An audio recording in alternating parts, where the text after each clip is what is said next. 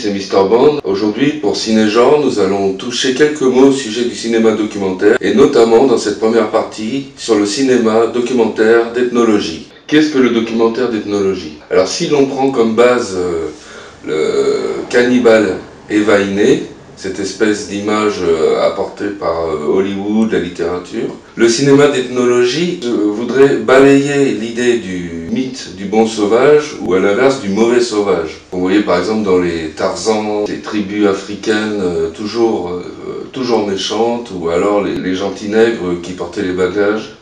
Donc le documentaire ethnologique se voulait plus proche d'une population, d'un peuple ou d'une peuplade.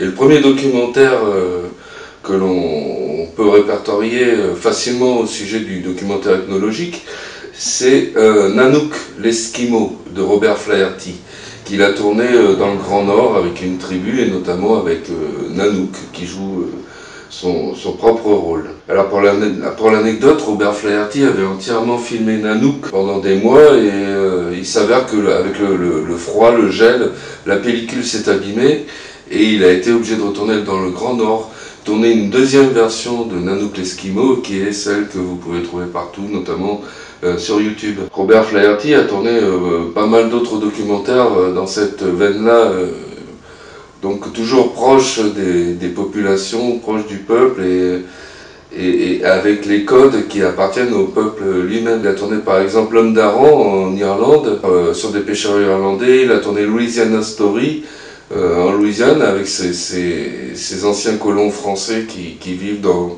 le bayou, c'est-à-dire le marécage. Il a aussi tourné en 1925 Moana en Polynésie. Le documentaire ethnologique de Robert Flaherty a pris un léger tournant à partir du début des années 30. Par exemple, Flaherty a tourné avec la collaboration du réalisateur allemand Murnau, qui avait tourné Nosferatu en 1922 ou Faust en 1926.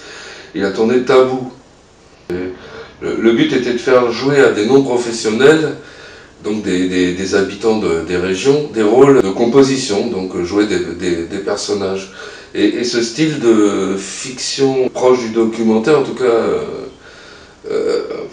s'est répandu dans les années 30, même en Nouvelle-Calédonie, puisqu'il y a eu un film qui s'appelait Vision Australe, qu'on a du mal à retrouver aujourd'hui, qui a été tourné à Lifwood en 1930. À Bali, il y a eu aussi Le Long Dance of the Virgins, avec des habitants de Bali qui jouaient une histoire un petit peu romantique et fantastique. Et certains de ces non-professionnels sont même devenus des stars. Je pense par exemple à Sabu, puisque Robert Flaherty a tourné en Inde en 1937 Elephant Boy avec Sabu, un jeune indien du pays, qui a fait un tel effet qu'en fait il est devenu une star en Angleterre.